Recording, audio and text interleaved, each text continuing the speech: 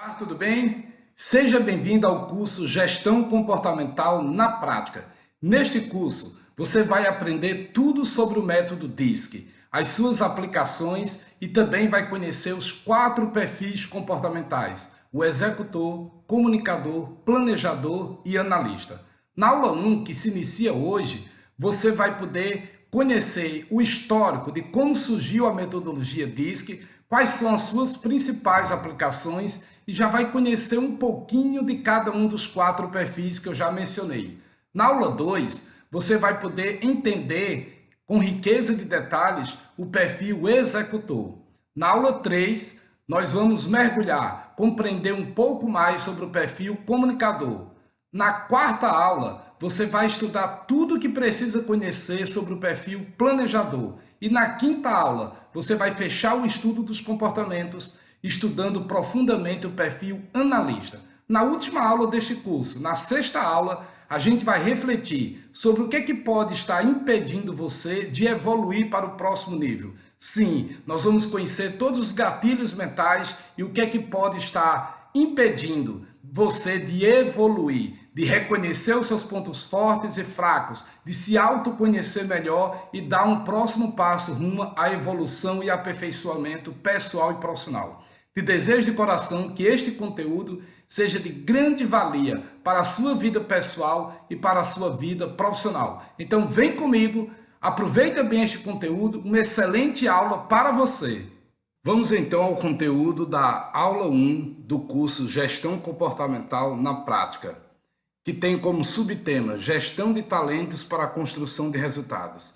Isso nos sugere a ideia de que tudo o que nós vamos ensinar aqui é para que a empresa coloque em prática para melhorar os seus resultados, ou seja, ampliar a performance dos seus colaboradores. É importante ter colaboradores engajados e felizes, mas acima de tudo também gerando resultados, tá bom? Então vem comigo nessa análise. Primeiro eu quero refletir um pouco com você sobre quais são os principais desafios na gestão de talentos na atualidade. Então, primeiro é o seguinte, você deve concordar comigo que hoje contratar a pessoa certa para a vaga ofertada não é tarefa fácil. Hoje há muita gente desempregada, sim, mas poucos talentos disponíveis. Então, encontrar a pessoa que tem o perfil certo, mais adequado para a vaga que a empresa está ofertando é muito difícil. Por quê? Porque a gente vive uma escassez de talentos. Então, esse sim é um grande desafio hoje na área de gestão de pessoas. Um outro grande desafio é quando você consegue encontrar esse colaborador, você ganha um novo desafio, que é conseguir mantê-lo engajado, motivado e em contínua evolução.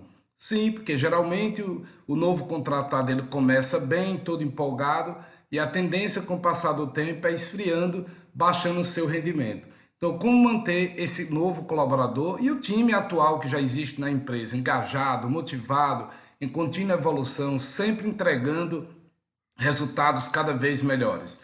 Esse é um grande desafio também. E por último, um terceiro grande desafio que a gestão comportamental se propõe a resolver é como alinhar as habilidades comportamentais de uma pessoa, que a gente chama de soft skills, que são aquelas habilidades que estão diretamente ligadas, associadas à sua educação, ao meio em que você viveu, aos seus valores, à sua cultura, né, que é o foco deste curso, que é a gestão comportamental, mas como alinhar isso com as competências técnicas, que é aquilo que a gente aprende através de um curso, através de uma prática, né? E por que isso é importante? Obviamente, ter só a competência comportamental e não ter a técnica é um problema, e vice-versa. Ter a técnica sem um comportamento ideal também é um problema. Então, o grande desafio é alinhar o comportamental com a técnica para ampliar a produtividade do colaborador. E aí, eu divido agora com você um dado interessante de uma pesquisa que saiu recentemente na CNN Brasil, logo depois da pandemia, que mostrou o seguinte, que de cada 10 profissionais que estão trabalhando, 8 não estão plenamente satisfeitos com suas carreiras e querem trocar de emprego. E quais foram os principais motivos apontados para a troca de emprego? Primeiro, que as empresas não investem em treinamento, então as pessoas não têm a oportunidade de se desenvolverem. As empresas não valorizam, não reconhecem adequadamente os seus colaboradores através de uma remuneração justa, de prêmios, de reconhecimento e de promoções. Terceiro ponto alegado também é que as empresas não têm um plano de carreira, não tem um programa de desenvolvimento, um plano de carreira, onde as pessoas podem evoluir e elas entrarem hoje na empresa e saber onde podem chegar. Entre outros motivos, esses são os principais que levam as pessoas a quererem tanto trocar de emprego. E um outro desafio importante também, um dado interessante que surgiu aí nessa equipe, nessa pesquisa, é que a cada 5 desligamentos, 3 são por problemas comportamentais.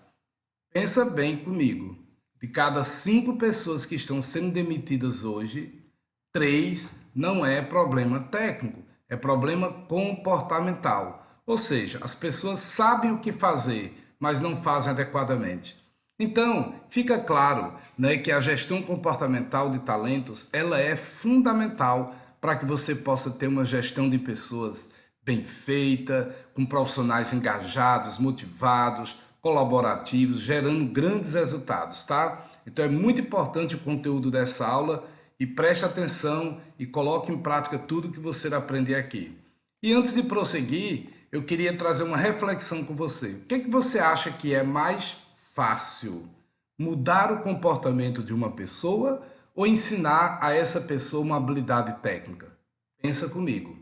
Comportamento está associado à cultura, a valores, ao meio ambiente onde a pessoa cresceu, às experiências de vida que ela teve. Então, desde o nosso nascimento, ainda lá no ventre de nossa mãe, a gente vai sendo bombardeado de informações.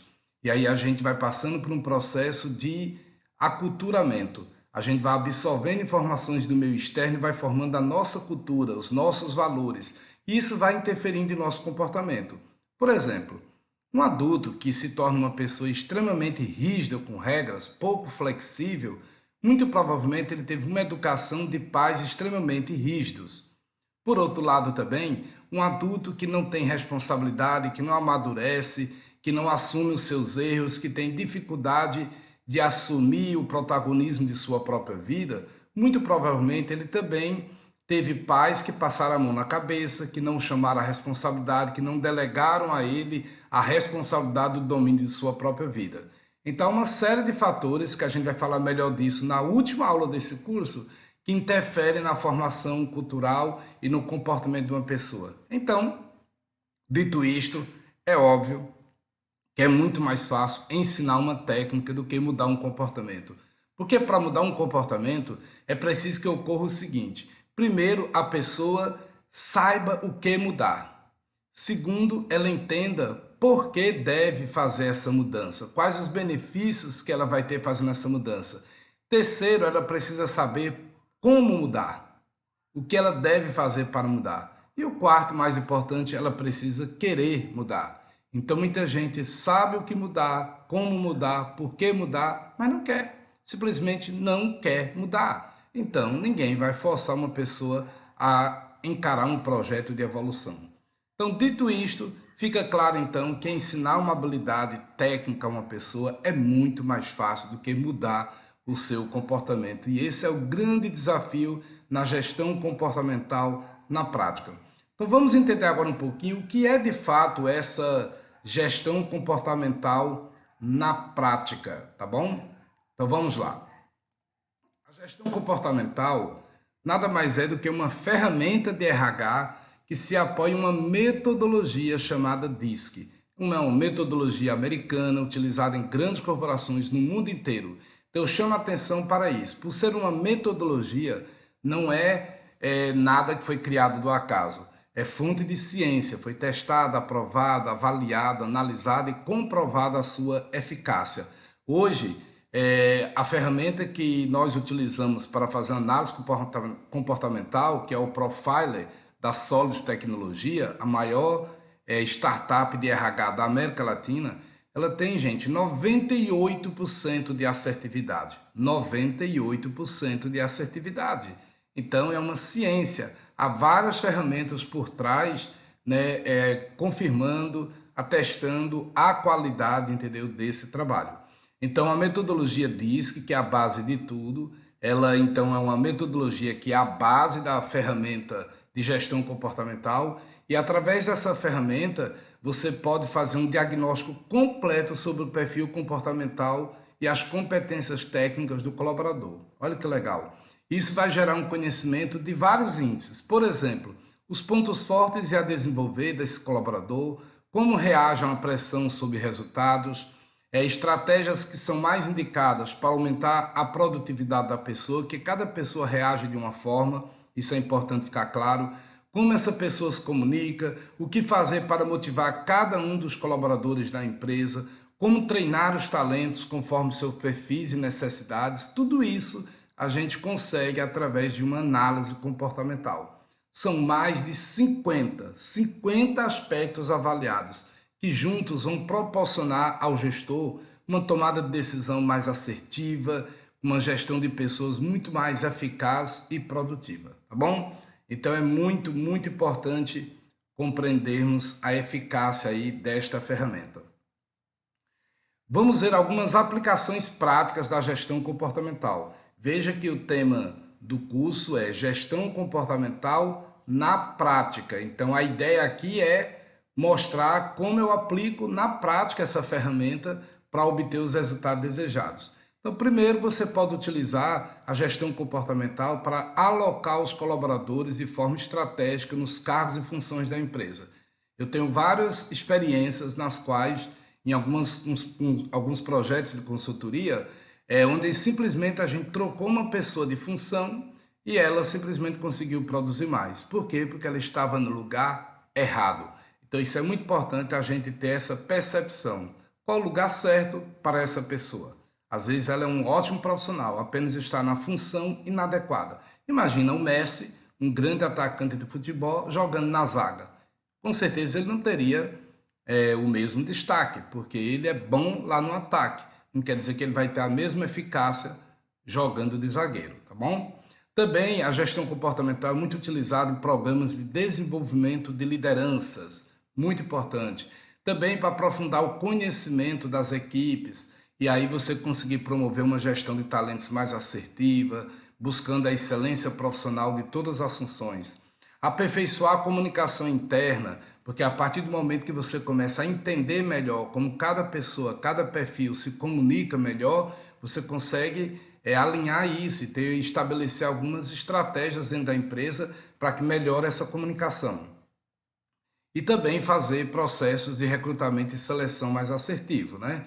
Ou seja, tudo começa na contratação. Se eu contrato a pessoa certa para a vaga certa, eu vou ter muito menos dor de cabeça. A chance dessa pessoa entregar um resultado melhor e não fazer parte das estatísticas de turnover, né, de rotatividade da empresa, é muito maior, porque a gente já começou contratando bem. Agora, quando eu contrato mal, eu vou pagar o preço de tentar ajustar essa pessoa ao meio, tá certo? Isso é muito importante a gente ter isso na mente, em que é que eu vou utilizar a gestão comportamental, como vou utilizar para gerar melhores resultados na gestão de pessoas da empresa. Quais são os benefícios que uma empresa pode obter adotando esse modelo de gestão comportamental? Primeiro, reduzir o turnover, que é a rotatividade e o absenteísmo. Sim, porque eu vou estar contratando certo, as pessoas vão estar trabalhando muito mais motivadas, alegres, felizes, com menos motivo para estar faltando à empresa. Então eu vou conseguir ter um engajamento maior, uma presença maior das pessoas com entrega de resultados. Um outro benefício é o aumento da produtividade e engajamento. Se as pessoas estão mais encaixadas, alinhadas com o perfil de suas vagas, das funções que elas ocupam e estão mais felizes, elas vão estar muito mais engajadas, se entregando melhor, produzindo mais, que elas vão estar fazendo algo que gostam e com o que se identificam. E um terceiro benefício importante na adoção da gestão comportamental nas empresas é aumentar o lucro com gestão de talentos. Sim, porque se eu tenho uma gestão mais adequada de pessoas, quer dizer que eu vou reduzir o meu custo com demissões, com contratações, com treinamentos, né, com uma série de fatores que a empresa usa e com isso eu vou conseguir ter um lucro melhor, melhorar a performance, o resultado da minha empresa, tá bom? Então fica claro aí os 3 maiores benefícios que uma empresa pode obter com a gestão comportamental na prática. Vamos entender agora um pouco de onde veio, de onde surgiu esse estudo do comportamento humano até chegar ao método DISC. É legal você saber isso para que você entenda toda a base científica da metodologia. Bom, o primeiro registro que temos dos estudos comportamentais são lá na época dos gregos. Isso eu estou falando algo em torno de 350 anos antes de Cristo, tá? Então lá os gregos, eles tinham um estudo que associava muito o comportamento humano aos 4 elementos da natureza: o fogo, terra, água e ar. Então tanto Aristóteles quanto Empédocles, eles foram os líderes, né, desse estudo nessa época. Mas ao longo do tempo, esse estudo não vingou. Então soube-se que não era bem assim a realidade, né? Havia algumas variações, havia algumas conexões, mas havia distorções no estudo dele. Mas, por exemplo, quem gosta aí do Avatar, né, que trabalha esses 4 elementos da natureza, observe muito que tem muito esse comportamento, né? Quem domina cada um desses elementos tem uma determinada força, uma determinada característica diferente um dos outros, tá? Mas também há um estudo datado na época de 190 anos antes de Cristo, 370 anos de Cristo, veja que são estudos paralelos do Hipócrates. O Hipócrates, que era da área de medicina, ele já trouxe para nós uma reflexão sobre o equilíbrio do comportamento humano com os 4 fluidos corpóreos essenciais à vida humana. Então era a bile negra, a bile amarela, o sangue e a fleuma. Então ele dizia, por exemplo, que se a pessoa tinha uma concentração maior do sangue na bile negra, então ele tinha uma tendência a ter um perfil mais sombrio, mais austero. A bile amarela era uma pessoa mais entusiasmada, mais comunicativa. Mas isso também não se deu muito, não vingou muito, porque depois a ciência descobriu que a gente tem sangue no corpo inteiro e não só num lugar específico, né? Então isso também reflete um pouco a ideia de que todos nós temos um pouquinho de cada perfil comportamental, a gente é um ser completo, tá? Um terceiro estudo que teve também destaque na evolução do comportamento humano é o estudo desenvolvido pelo Carl Gustav Jung. Ele, na verdade, Jung ele trouxe um estudo mais ligado à astrologia, né? Então ele entendia que havia 4 tipos de pessoas, 4 tipos de comportamentos: o produtor, o sensitivo, o intuitivo e o analítico. E surgiu lá na Idade Moderna.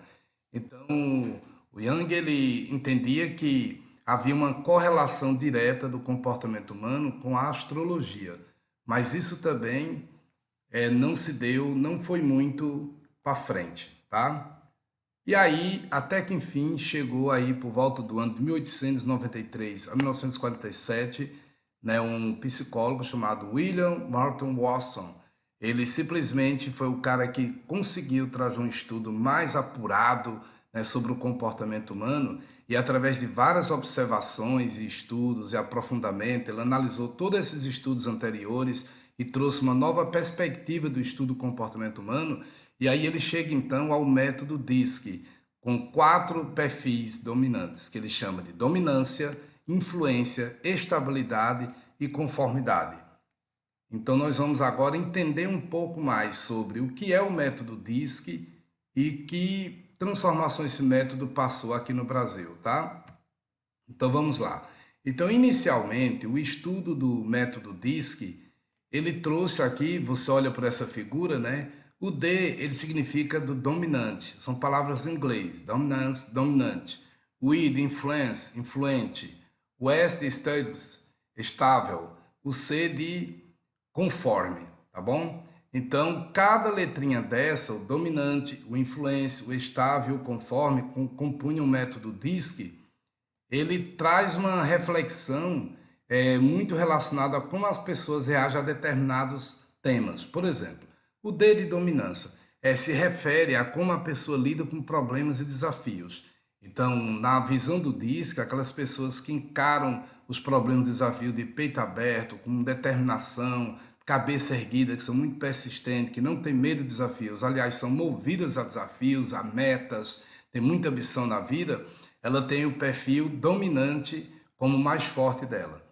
Já o influencer refere-se à pessoa, como ela lida com as outras pessoas e influencia os outros. Então, Então, a pessoa que é muito comunicativa, persuasiva, argumentativa, que ela influencia demais os outros, ela simplesmente tem esse lado da influência mais forte.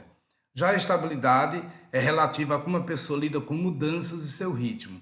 Então, uma pessoa que, na visão do disco, uma pessoa que lida com a mudança com mais dificuldade, demora mais a se adaptar a uma mudança, precisa saber de mais detalhes e tem um ritmo de trabalho também um pouco mais lento, porque ela precisa compreender bem a mudança para se adaptar e tudo mais, ela tem um perfil de estabilidade mais forte. E a conformidade é relativa a como a pessoa lida com procedimentos e regras estabelecidos por outras pessoas, tá? Então, é a pessoa que é muito disciplinada, segue regras, pouco flexível, muito focada na qualidade e tudo, ela se encaixa aí no perfil conforme, teria a conformidade como mais forte. Porém, esses 4 nomes, dominância, influência, estabilidade, conformidade, que é largamente utilizado no mundo todo, inclusive aqui no Brasil, dentro da metodologia aí das 7 elos, em parceria com a Solides, foi alterado esses nomes, tá? O que aconteceu? A Solides fez um estudo mais aprofundado sobre esse conhecimento para se chegar a outros nomes. Então, por exemplo, vamos entender um pouquinho mais ainda do DISC, que são a ponta de luz que vai refletir onde a gente quer chegar com os novos nomes que a gente adota. Então, olha só. Então, por exemplo, nós temos aqui o D de dominância, quer dizer que são pessoas diretas, orientadas a resultados, firmes, obstinadas e fortes. Os influentes, extrovertido, entusiasta, otimista, espirituoso e animado.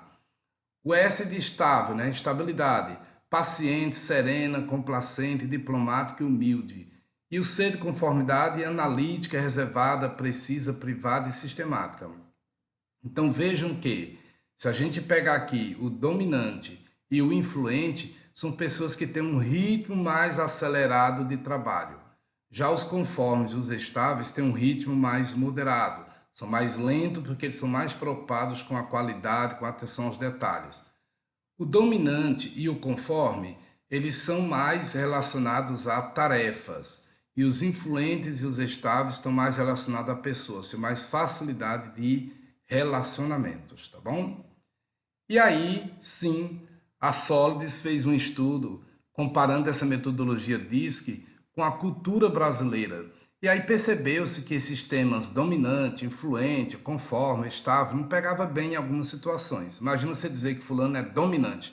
Parecia que ele era a pessoa que mandava em tudo, né? Então, a Solides trouxe uma nova perspectiva e incluiu, além do método DISC, incluiu outras 7 ferramentas, inclusive o método Young, e aí conseguiu trazer mais ferramentas para o Profiler, que é a ferramenta que a gente utiliza, e hoje, na nossa metodologia, a gente traduziu o dominante para executor, o influente para comunicador, o estável para planejador e o conforme como analista. Então, os perfis que você vai aprender aqui é os mesmos do DISC, apenas com outro nome: executor, comunicador, planejador e analista, tá bom? Vamos conhecer agora então cada um desses 4 perfis. Hoje eu vou dar uma pincelada, uma visão geral dos 4 perfis, mas nas 4 próximas aulas você vai estudar em cada aula um perfil de forma aprofundada, tá bom? Então vamos lá. O primeiro perfil aí apontado então é o executor, que tem como Steve Jobs uma figura característica desse perfil. As subcaracterísticas ou características mais importantes do executor são a determinação, a independência e a automotivação. Ou seja, todo executor ele consegue ser muito autônomo, por isso que ele gosta muito de independência. Ele prefere desenvolver as tarefas do jeito dele, sem ter uma pessoa ali no seu pé, com uma supervisão muito próxima. As palavras-chave que você deve utilizar na comunicação para estabelecer uma boa comunicação com o executor resultados e desafios, porque o executor ele é muito focado em resultados e adora enfrentar um desafio. O que é que ele precisa ter como sua principal necessidade? O domínio da situação. Ele precisa sentir que está no controle, no domínio. Uma forma de estimular o executor dando liberdade a ele de ação. Passa a tarefa e deixa ele à vontade que ele vai fazer a tarefa, fica tranquilo, tá? E o que é que um executor não gosta? subjetividade e ineficiência. Então, se você vai falar com o executor, tem que ser direto, objetivo, nada de ficar de forma prolixa, dando voltas. Seja direto, seja concreto na fala com ele e mostre muita eficiência, porque ele tem pavor de pessoas que são lentas, ineficientes, descomprometidas. Então, de um modo geral, esse é o perfil do executor que nós vamos aprofundar muito na aula 2, tá bom? Vamos agora conhecer um pouquinho mais do perfil comunicador, que tem a Oprah Winfrey, essa jornalista incrível, foi considerada uma das mulheres mais influentes do mundo, tem um programa talk show nos Estados Unidos, fantástico. As principais características: sociabilidade, entusiasmo e confiança. Voltando aqui. Ou seja, o comunicador, ele tem muita facilidade de se socializar, de fazer amizade, de se relacionar com pessoas. Tem muito entusiasmo, muito comunicativo, passa muita confiança, tá? Palavras-chave aí do comunicador é o entusiasmo e o trabalho em equipe. Ele prefere trabalhar em equipe do que trabalhar sozinho, diferente do executor que prefere trabalhar sozinho.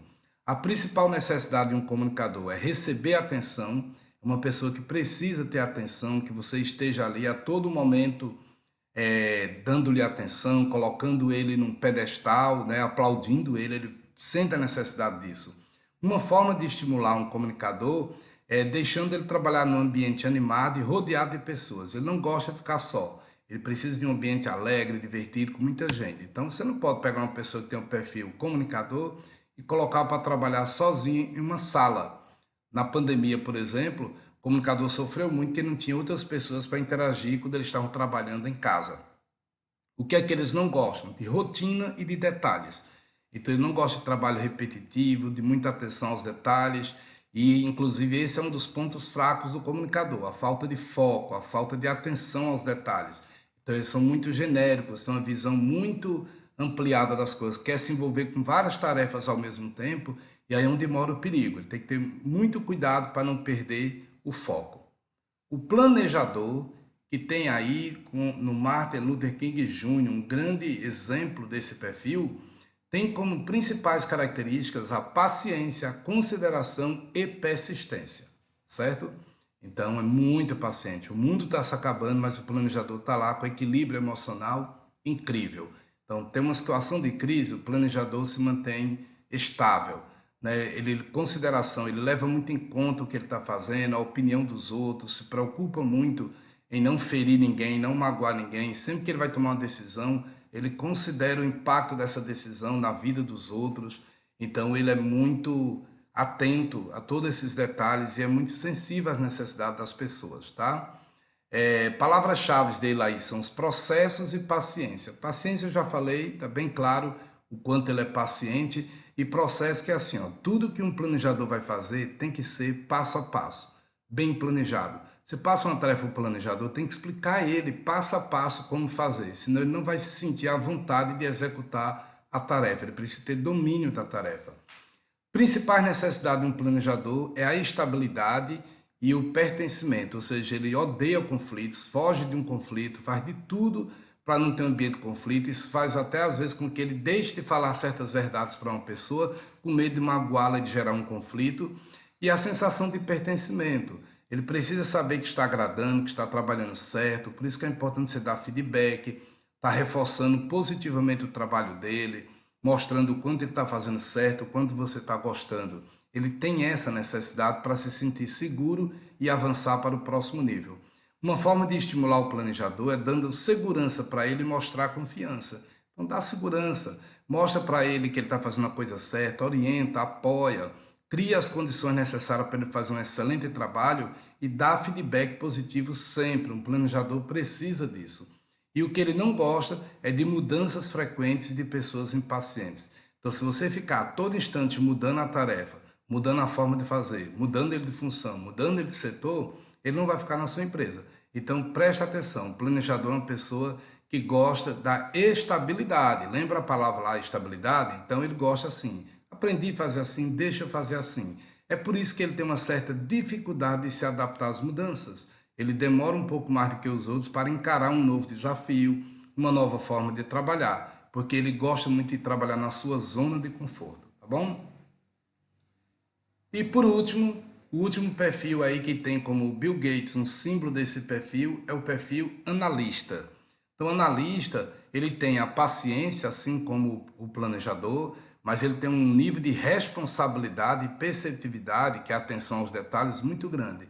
Então, assim, ó, você entregou uma tarefa para o analista dentro de um prazo, fica tranquilo que ele vai te entregar até possivelmente antes do prazo. Ele é muito comprometido com os prazos, só que ele é um pouco lento, porque ele é muito preocupado com a qualidade. Então não adianta você dar um prazo apertado, pressionar muito, que ele vai se irritar. Então dá um prazo, negocia, certifique-se que esse prazo está ok, que aí ele vai cumprir o prazo e vai te entregar as coisas com o máximo de qualidade. E ele é muito atento aos detalhes. Às vezes, no momento que ninguém está vendo uma falha, ele vai lá e vê um pequeno detalhe que está ocorrendo. Ele tem uma sensibilidade, um nível de atenção muito alto. Para algumas tarefas, isso é muito bom. As palavras-chave aí do analista é a exatidão e a cautela. Então, ele foca na qualidade e tem muita cautela, medo de arriscar. Então, tudo que ele faz é pensa bastante, analisa direito antes de tomar uma decisão. Por isso que, às vezes, ele é mais lento, que para decidir ele demora mais, porque ele está analisando a situação. A qualidade é a sua principal necessidade. Oferecer garantias e segurança é o que você deve fazer para estimulá-lo, tá?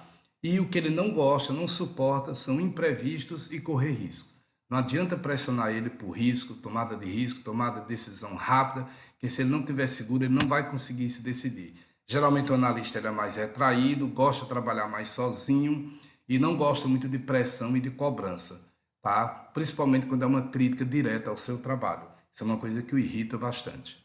Vamos ver agora qual é a relação que temos, então, entre os quatro perfis. Olha que interessante.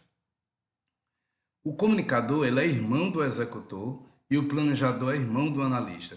Ou seja, eles têm características próximas, muito parecidas. Exemplo, o comunicador e o executor, eles têm muito entusiasmo, têm muito engajamento, muita motivação, muita força, muita energia para a tarefa.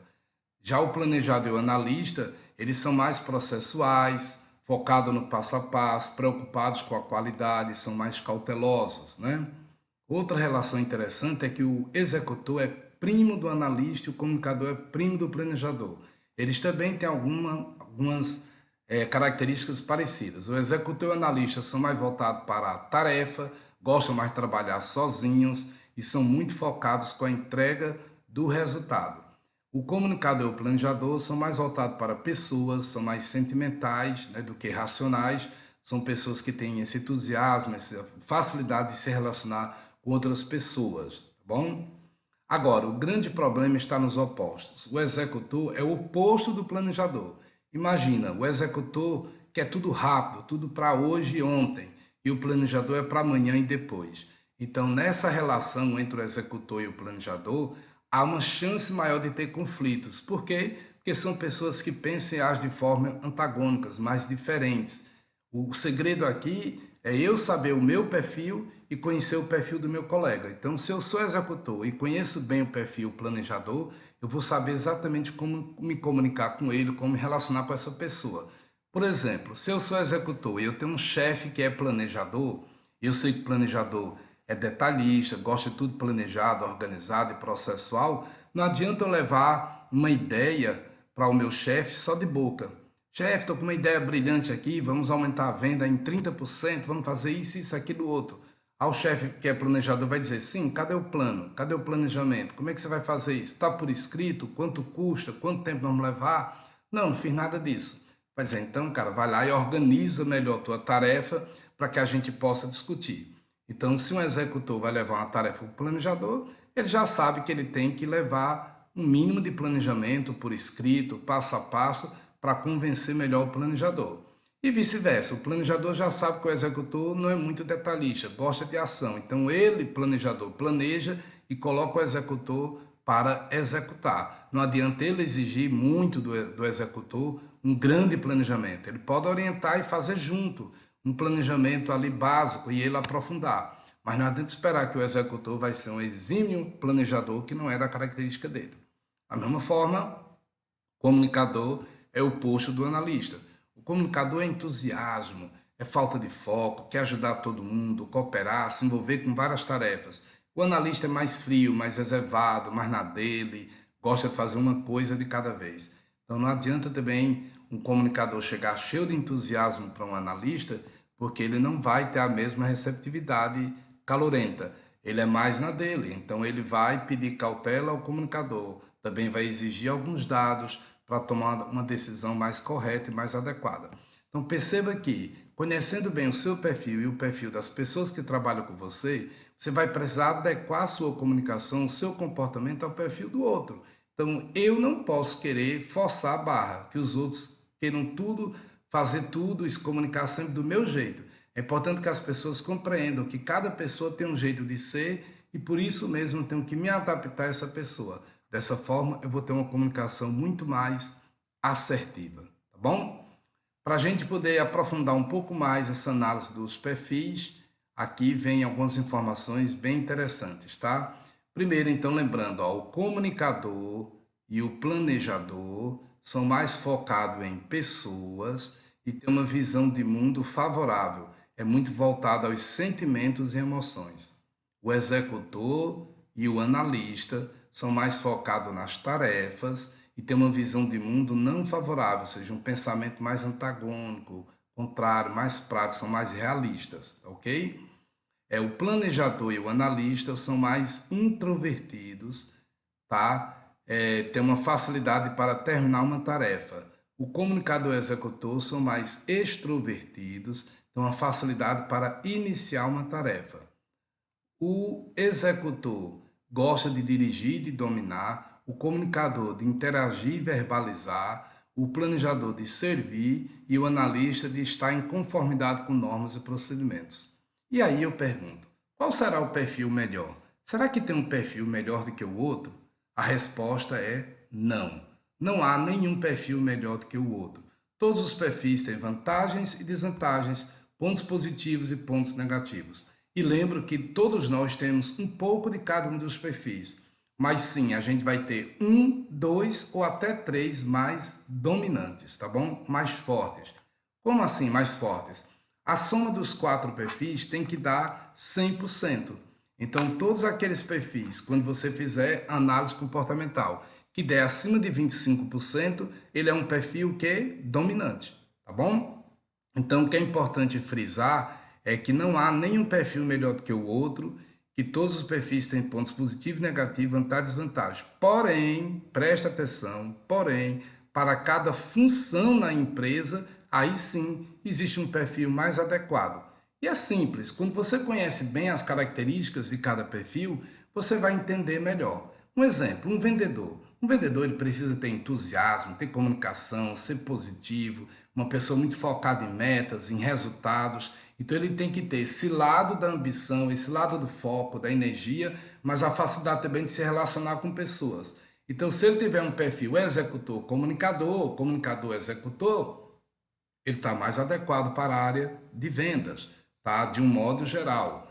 Tá, mas aquela pessoa mais voltada para uma função de escritório, né, que ela tem que ser uma pessoa mais ali detalhista, atenta aos detalhes, trabalhar com regras, com processos, sozinha ali no computador, analisando uma planilha e tudo mais, é mais importante que ela seja um analista e um planejador, porque são funções mais atentas a esses detalhes, ok? Então é importante a gente conhecer qual o perfil ideal de cada função e aí a gente poder analisar se o perfil dessa pessoa que ocupa essa posição está adequado ou se a pessoa que eu quero contratar tem um perfil mais adequado para essa função. Lembre-se, priorize sempre a análise comportamental, porque é mais fácil ensinar uma técnica do que mudar um comportamento, tá ok? Quero terminar essa aula de hoje deixando aqui uma frase de um cara que eu admiro muito, muito mesmo, que é o Bernardinho. Ele tem uma frase, um cara ganhou vários títulos, né? Um cara incrível, e tem uma frase dele que eu gosto muito que diz o seguinte: a distância entre sonho e a realidade é a disciplina. É isso mesmo. Uma das coisas que faz com que as pessoas não evoluam, não mudam, não progridam é a falta de disciplina. Não adianta saber o que mudar, por que mudar e como mudar se você não tiver disciplina para seguir um plano de ação rumo à mudança. Espero te encontrar no topo, que é o lugar dos campeões, tá bom? Na aula que vem, então você vai começar a estudar melhor agora o perfil executor, na aula 3 o perfil comunicador, na aula 4 o perfil planejador, na aula 5 o perfil analista. E na aula 6 a gente vai ter uma super aula mostrando como quebrar os gatilhos, as amarras que estão te prendendo para a evolução, como evoluir, como provocar essa grande mudança na sua vida, tá bom? Um forte abraço e até a próxima aula.